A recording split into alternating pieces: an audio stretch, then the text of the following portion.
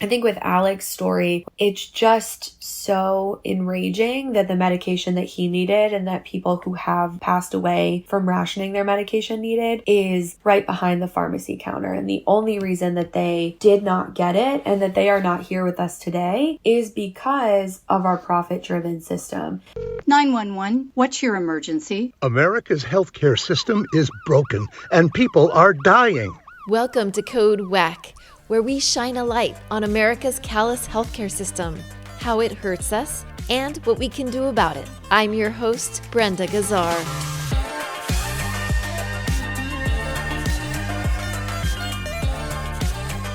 This time on Code WACK, millions are expected to lose health insurance coverage starting next year due to Medicaid and other health program cuts. So what options do people really have besides paying out of pocket? And why are young people especially at risk? To find out, we spoke to Rachel Madley, Director of Policy and Advocacy at the Center for Health and Democracy. She previously served as Health Policy Advisor to Congresswoman Pramila Jayapal and worked in the Office of Legislative Affairs at the U.S. Food and Drug Administration. This is the second episode in a two-part series. Welcome back to Code WACK, Rachel. Thank you so much. So last time, you gave us some tips and tricks on how to protect yourself if you suddenly become uninsured. So what can people do if they lose coverage like Medicaid? Are there any other options besides paying out of pocket every time they need care? That's a great question. So in terms of getting coverage, if you lose Medicaid, it depends why you lost the coverage. So in the recent Medicaid cuts bill that was passed, if you lose coverage on Medicaid because you don't meet the work requirements, unfortunately, you are not eligible for subsidies for the Affordable Care Act plans. And so you cannot buy through that. You could pay the full price for those individual plans premiums, but the cruel thing is if you were on Medicaid to begin with, you are not going to be able to pay those premiums out of pocket. You may qualify for the ACA subsidies if you lose Medicaid due to something else, because we're possibly going to see states restricting their Medicaid eligibility, even if it was more generous than the federal level, to make up for the funding gaps that they have. So definitely still try to apply for ACA marketplace coverage and just see what happens, but be prepared that you may not be able to get that. First, try the ACA marketplace to get coverage. If you can't get coverage there, there are not many other options for health insurance available to you. The current administration recently started to relax the rules against short-term health plans, which are often referred to as junk health plans. These are plans that up front they have much lower premiums, but they are not required to abide by the coverage rules in the ACA. So that means they can do things like not cover certain essential health benefits, like childbirth, for example, but often it's not clear when you sign up for the plan that that's the type of plan it is. And so people may see increasing advertisements for those plans. Really make sure you look carefully, because those plans, again, they don't have to pay for the essential health benefits. They don't have to offer cost-free preventative services. So I think that's going to be a trap that people could fall into. If you lose Medicaid and you can't get any other type of coverage, there are still ways for you to get care that should be affordable for you. For example, federally qualified health centers in your area often have sliding scales based on income. So you will go in, let them know how much you make, and the fee will be based on income. Usually they're pretty affordable, and federally qualified health centers can offer a lot of different services. It's not just primary care. So definitely look there. And then there are charitable clinics. It depends on the area that you live in, but there are a lot of free or no cost clinics around. Again, it is income based, so they may have a sliding scale as well, but those are options that you can seek out. It's not going to be long-term,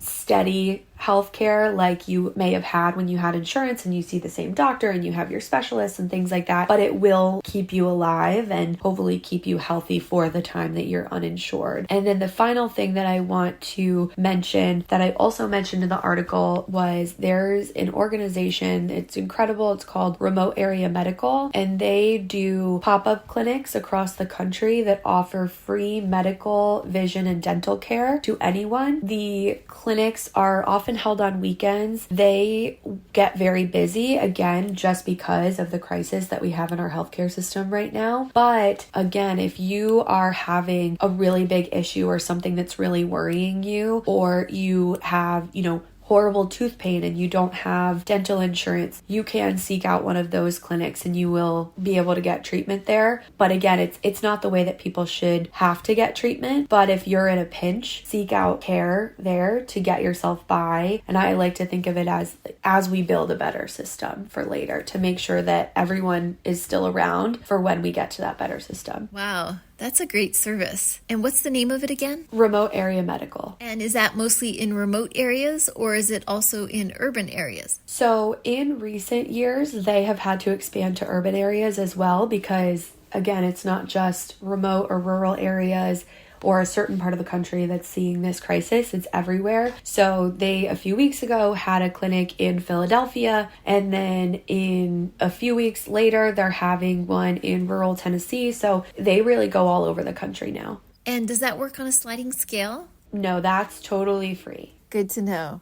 So young people are especially at risk. For those unfamiliar with the story, there was a young man by the name of Alex Smith who died after rationing insulin when he aged off his parents' health plan. Tell us a bit more about Alex's story and what it reveals about the human cost of gaps in our healthcare system. That's such a good question. And I think, his story and also just the advocacy that his family has gone on to do for people who struggle like Alec did is just, it's awe-inspiring, but also it's so illustrative of why we really need to rebuild our entire healthcare system. And so really, as you mentioned, Alec aged off his parents' insurance, which for those who may not know happens when you turn 26. And it's often a time of, even if not a long gap, at least a short gap in people having health insurance, because oftentimes you turn 26 and it takes a little while to get enrolled in your employer-sponsored plan if you have that, or for you to buy your own plan. So there is always going to be that gap there. For other people, when you're 26, I know when I was 26, I was in graduate school, still figuring things out, things like that. A lot of people maybe don't have access to employer-sponsored health insurance, and so they end up being uninsured. And having those periods of time of being uninsured is a huge detriment to your health, because not only are you going to, cross your fingers and hope you don't end up in the emergency room, but you're going to avoid things like primary care, like preventative screenings for things like cancer. So it's really a detriment to your health. And if you think about it, economically, it also just adds up down the road, because you may miss things like having high cholesterol that needs to be treated that could then turn into heart disease, or miss finding cancer in early stages and you'll find it in later stages. So it really adds up later on. I think with Alex's story, like I was saying before, it's just so enraging that the medication that he needed and that people who have passed away from rationing their medication needed is right behind the pharmacy counter. And the only reason that they did not get it and that they are not here with us today is because of our profit-driven system. It's because health insurance premiums continue to rise. This year, they're going to be rising double digits, while at the same time, health insurance companies, the 7 largest publicly traded health insurance companies, made $71 billion in profits last year. They spend billions of dollars buying back their own stock each year to increase the price. And so that happening alongside people dying, not because they have an incurable illness, not because they were traveling somewhere and they didn't have access to the medication they needed, but simply because they couldn't afford it. They couldn't afford to have insurance, or they couldn't afford even to buy the drug that they needed out of pocket. It's sickening, and I think that it really shows that we need to just move away from a profit-driven healthcare system. But in the more near term, it shows that having gaps in your insurance status, even if it is only a month or only 3 months, can be deadly. And that's why when I've seen things like proposals to cap the out-of-pocket cost for insulin prescriptions at $35 proposed oftentimes it's for everyone with insurance. And I always talk about it has to be for everyone, right? Because we're all going to experience gaps in our insurance, whether it's moving jobs, whether it's getting married, whether it's turning 26. Everyone's going to have those gaps. And those gaps can be deadly, and people do fall through and sometimes don't make it in a country that has more than enough money to make sure that people aren't dying because they can't afford healthcare. Right. And it's so tragic that Alec was only 26, with his whole life ahead of him, and he simply couldn't afford the full insulin, and so was rationing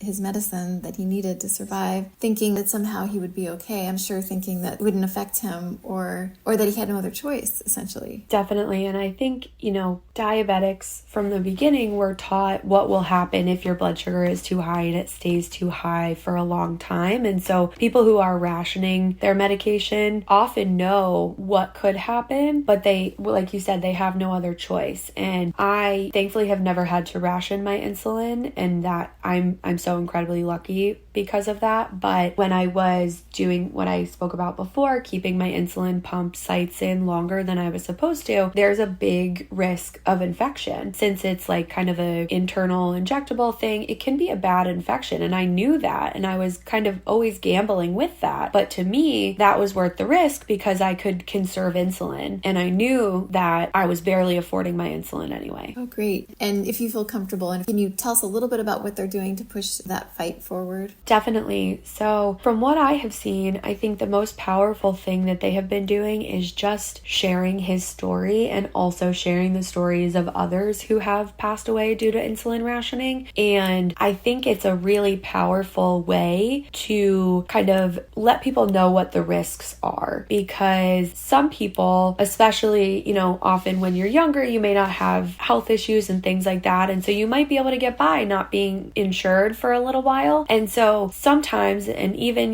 when making policy, I think people who have that lived experience are like, okay, if there's a 3-month lapse in insurance, that's okay. And for some people it might be, and I'm really, really glad that they can get through that period. But sharing the experience of people who will fall into that gap and who have passed away due to that, I think makes it much more understandable of why we need change. And so sharing his story and, being willing to share it in front of some of the companies that are responsible for the health cost crisis is another powerful thing, because again, you have this contrast of a young person passing away because they couldn't afford a medication that has been around for 100 years, while the executives of the companies that make that medication, the companies that control access to that medication through health insurance, are making millions of dollars in their executive compensation, as well as billions of dollars in profit each year.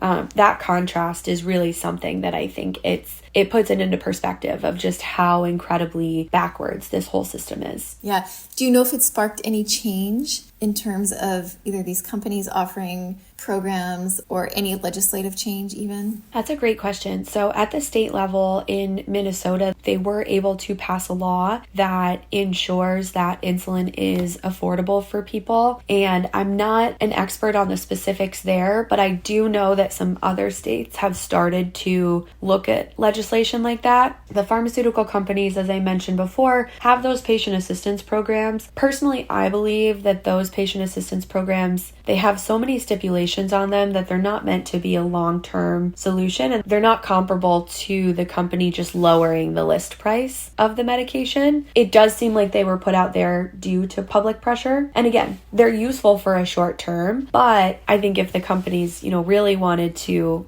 meet patients where their needs were, they would lower the list price, because we know it takes, pennies on the dollar to manufacture insulin and a lot of the really expensive drugs that they then mark up. So is this something that most pharmaceutical companies have? Do you have any idea how common these types of patient assistant programs are today? I don't have statistics, but I do think that the patient assistance programs have come out of the fights that have been very public. So I know there's some for insulin. I do believe there are or were some for asthma inhalers and potentially EpiPens, because those were things that kind of broke through, were in the news because of tireless patient advocates and caregivers of patients who needed the medication. The patient assistance programs seem to be in response to that. And I think it also also just highlights the fact that you shouldn't need to fight to get a program like that to be able to afford your medication. And there's a lot of patients with rare diseases, and their medications are incredibly expensive, but they don't have, the critical mass needed to break through and to get some of those programs. So we are seeing more of those patient assistance programs, but it seems more reactionary rather than proactive, setting prices at a price that patients can afford. And then, of course, you have the involvement of the insurance companies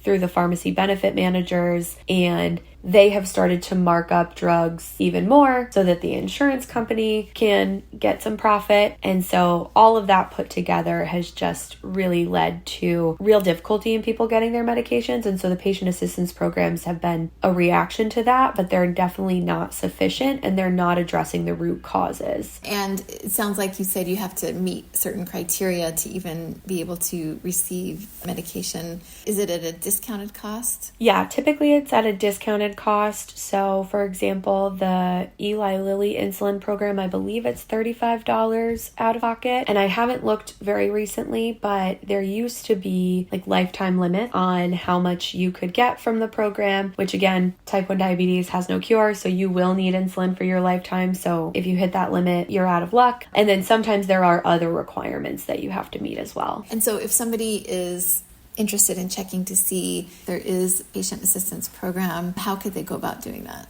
So I would recommend searching the name of the medication and then patient assistance program, and it should be one of the first websites that will pop up. Often the pharmaceutical company will have its own website for the patient assistance program, and it should walk you through how to apply and where you can get the medication filled if you qualify for the program. Thank you, Rachel Madley of the Center for Health and Democracy. Do you love Code WACK? Keep us on the air with a tax-deductible donation at heal-ca.org/donate. Do you have a personal story you'd like to share about our WACK healthcare system? Contact us through our website at heal-ca.org.